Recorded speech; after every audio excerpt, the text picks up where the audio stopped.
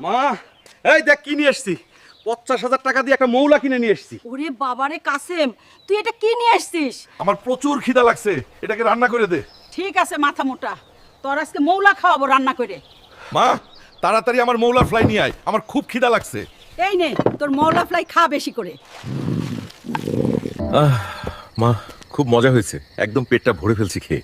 ঠিক আছে কাসেম, এখন ঘুমা, রাত হয়েছে অনেক। ওরে বাবারে কাসেম, ওরে বাবারে কাসেম, এত কিসের গন্ধ, আমি থাকতে পারতাছি না। এই গন্ধ কিসের? এত মৌলার গন্ধ কোথা থেকে আসতেছে? কি বিচ্ছিরি গন্ধ। গ্রামে মৌলার গন্ধ ছড়িয়ে পড়ছে। সবাই ম্যাক্স পড়ো, এটা কইক্স থেকে আসতেছে, তাকে খুঁজে বের করো।